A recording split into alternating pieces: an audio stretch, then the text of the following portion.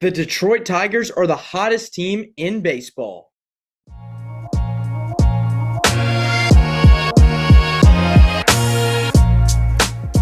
Hello, everyone, and welcome to episode 17 of the Halftime Sports Podcast. I'm your host, Reese Kinder, and today we are going to be talking about, a lot of sports, have been kind of down lately. We've had college football, just ended a while ago. NFL ended a while ago. But the main sports we're going to be talking about today, we are going to be getting right into it quickly here. We're going to be talking about some MLB. I actually just released MLB Power Rankings today, and we have a new number one in the MLB Power Rankings. It is the Detroit Tigers. The Detroit Tigers are your new number one team, according to MLB.com. The Detroit Tigers, making that case to be one of the best, if not the best teams in the whole MLB right now. And, the Tigers, only only 5 times in Tigers history have they won at least 31 games throughout their first 47. 1911, 1950, 1984, 2006, and 2025 now added to the list. They did move 3 spots up from 4th.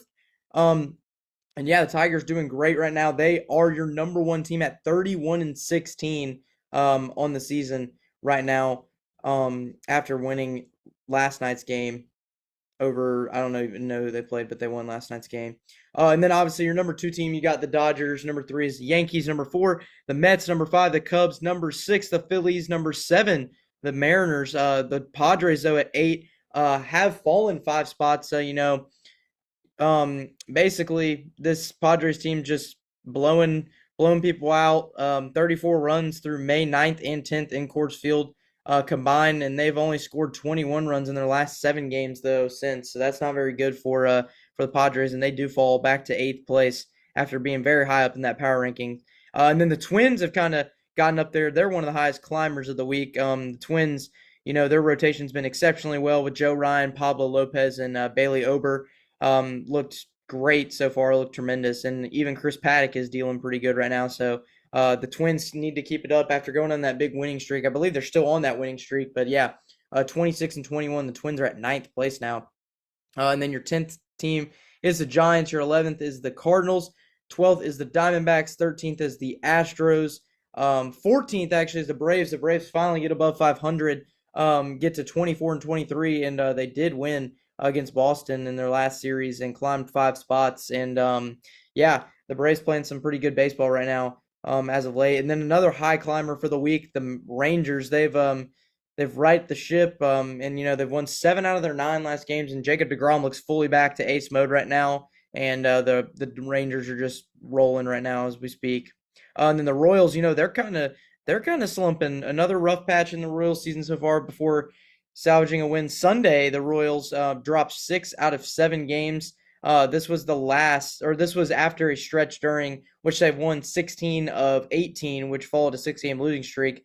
And this could be the roller coaster team of 2025. I don't know.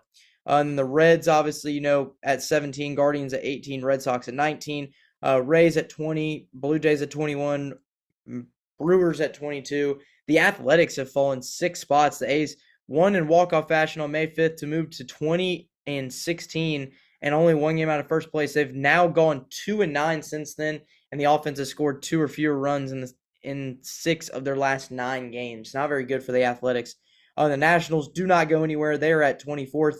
And then the Angels do move up 1 spot after sweeping the number 2 team, the Dodgers, in LA.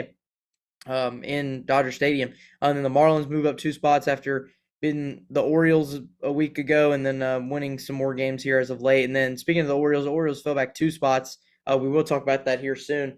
Orioles 15-30 on the season. And then the Pirates 28 and they're 28 and they're 15-32 on the season, and the White Sox 14-33 on the season, and obviously the Rockies have been terrible, and they're 8-38 on the season.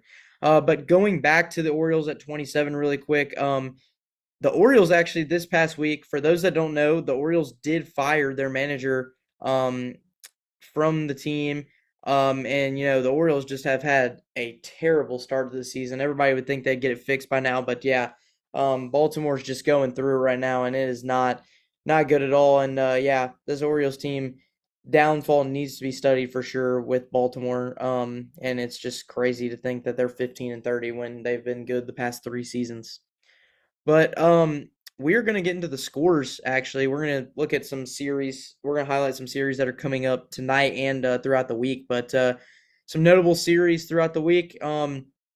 You got the Mets traveling to Fenway to face the Red Sox. Cody Senega versus Hunter Dobbins in a clash there at 5:45 tonight. That's in Fenway Park in Boston.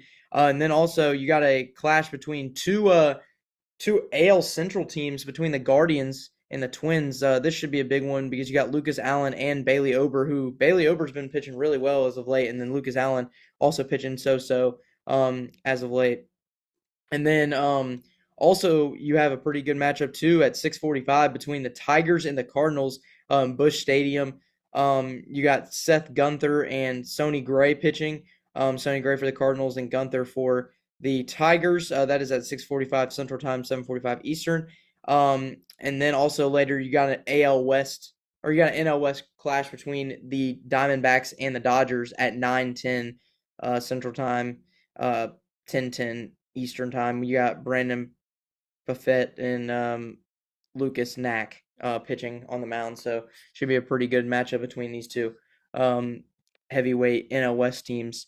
And those are the series that we're looking at starting today. Now the series that start tomorrow, you actually have, if it loads, tomorrow you have obviously you had the series that started tonight. Oh, it did not load. It did not refresh itself. So I'm gonna have to go way back up here.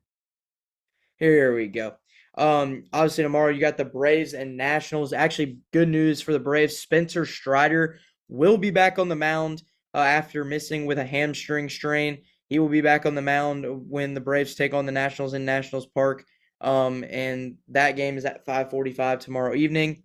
And then a big series here for the Rangers. The Rangers will be taking on the Yankees. Patrick Corbin on the mound for the Rangers. And looks like the Yankees will have Will Warren on the mound for them.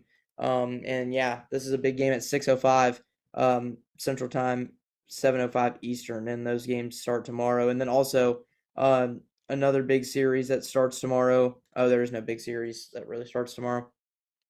But looking away from those series that start on Tuesday, we will go to Friday here. Friday, actually, some big series start. You have some division series and some in interleague rivals and also some just league rivals as well. The division series to look out for here. You do have the Guardians and Tigers at 6:10 on Friday in Comerica Park. And Jackson Jobe is on the mound. The rookie's on the mound for the Tigers, so that should be good for Detroit. And then also a big game here in Citi Field on Friday night. You got Clayton Kershaw and Griffin Canning pitching against each other. The Dodgers and Mets will face off at 6:10 on Friday night Central Time, 7:10 Eastern Time. And that should be a great game between those two heavyweight NL West and NL East teams. And then obviously another NL West, NL East matchup. You got the Braves and Padres in Truist Park. You got Nick Pivetta and Grant Holmes. Grant Holmes been, he's been shoving as of late, and it's been great so far from Grant what he's been doing. And that should be a good series to watch coming up this weekend. And then, yeah, really no other series to highlight. But yeah, that's going to be it for MLB as of now, and we're going to move on to the NBA. We will move on to the NBA here, as the NBA season is kind of winding down here, as we're getting closer to the NBA Finals. And take a look at the bracket here. The Timberwolves did defeat the Warriors 4-1, and then the Nuggets and Thunder did go to a Game 7 the other night, and Thunder did win. And then the Pacers won 4-1 against the Cavs, upset the number 1 seed, and then the Knicks upset the 2 seed Celtics, and they're moving on to the Eastern Conference Finals. And let's take a look at that really quick, the preview between these two. Obviously, the Knicks are getting outscored by at least 11 points here by the Pacers, and they're getting out rebounded, or the Knicks are out rebounding the Pacers by 2, and the Pacers are out rebounding, or the Pacers are out assisting the Knicks by 9. But yeah, this is a big series for the Pacers. I don't know the last time that I've seen the Pacers in the finals. Neither of the Knicks. I mean, it's been a while. This was the Knicks' first Eastern Conference final since the 2000 or since 2000 itself. So this should be a big series between these two. And honestly, I take the Pacers here to win against the Knicks, but I'm going to say it's going to take at least 6 to 7 games, and I think it's going to be crazy for sure. And it's going to be a good series between Halliburton and Jalen Brunson. And then going over to the Western Conference Finals, this is a great series. You got Ant Edwards in the underdog Timberwolves versus the Thunder, and Shai Gilgeous-Alexander. This should be a great series. I honestly think this is going to go 7 games, to be honest. And if I had to say the winner, I think the Timberwolves have a great shot to win this because the Timberwolves just look like a solid team. They're very well put together, and I do like the Timberwolves offensively in this game to be able to compete against a great Thunder team who had a great season this year and did have some struggles in the Knicks series. But I see Ant Edwards ending the Thunder's run and making it to the Timberwolves' first finals, and it might be forever, honestly.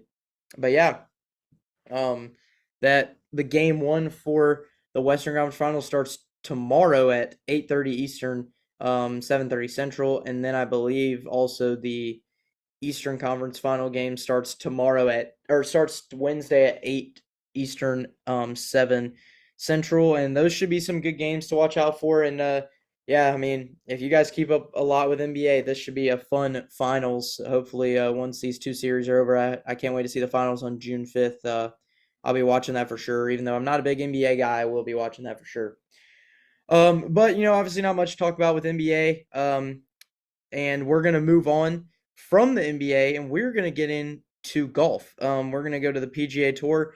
Actually, PGA Championship happened yesterday, just finished up, and we have a winner in the PGA Championship in Quail Hollow. It was Scottie Scheffler. Um, rain started that week last week, and it just looked like it was not going to be a fun tournament PGA Championship this upcoming year in Quail Hollow. But Scheffler soared. I mean, he played great. He joins Tiger Woods in becoming the second player to win 2 straight PGA Tour starts by 5 strokes or more since 1985. And he's displaying the dominance. He is capable of when he's firing on all cylinders, and this is great. I mean, you see right here that Scottie Scheffler just had a great, monumental PGA Championship, and it was incredible. And this was the 107th PGA Championship, by the way.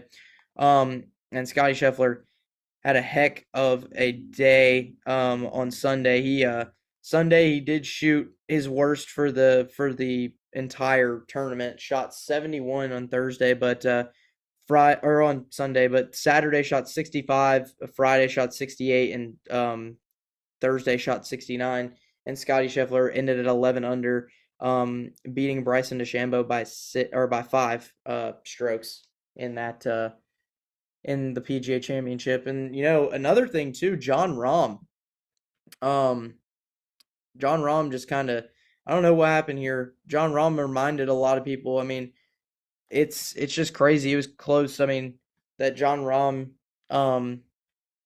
it was just a great tournament for him. He was able to come back and kind of make it a little interesting there at the end and kind of show that he might be back.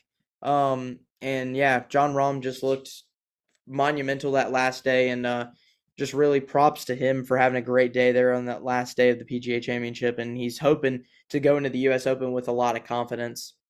And then, Bryson DeChambeau going to try to make a new approach. DeChambeau actually did make a new approach.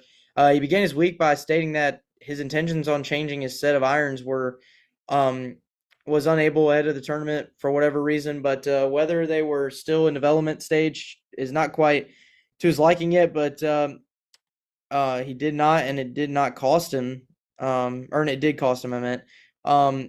Final 3 holes on Saturday, he was 3 over, and then he was the solo leader in this tournament by 6 strokes behind Scheffler heading into Sunday, and then he missed left down the hill on 16 from the right rough and missed again on 17, only to find the watery grave over there on 17. And yeah, just not a not great execution there by Bryson DeChambeau at the end of the tournament, and it really did not go um, his way at all. And then you see Roy McIlroy too. I mean, just did not have a good PGA Championship at all. After winning the Masters, his letdown was inevitable. And I mean, McIlroy was complete no-show for the PGA Championship, and I mean, it's just kind of not what you expected from a guy that played really well at the Masters in those rounds. And yeah, Roy's gonna have to get it back on track before the U.S. Open.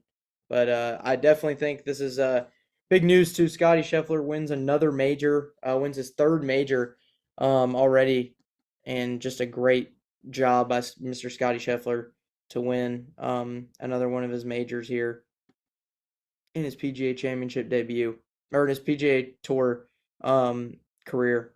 Sorry, I didn't say debut. And then the last thing we are going to go into is the Preakness. We did highlight the Kentucky Derby a few weeks ago, but the Preakness journalism, who was favored, did win the Preakness on Saturday at Pimlico Racecourse in Baltimore. But the horse ridden by Umberto hardly cruised to victory. I mean, the late charge was required by journalism, even odds to edge Gosker 15-1. The final time was 1:55.47, held up following a brief inquiry after journalism and other horses bumped into each other shortly after journalism began its final push. And journalism did finish with even odds, and yeah, great job by journalism to win that. And yeah, I mean, just outstanding performance from journalism. And yeah, journalism wins the Preakness. So not surprising though. Journalism, great horse race, and it was not a wet one like the Kentucky Derby. So congrats to all the horses and jockeys that competed in the Kentucky Derby. But yeah, that definitely was a fun Preakness without rain and without like thunderstorms and stuff like that.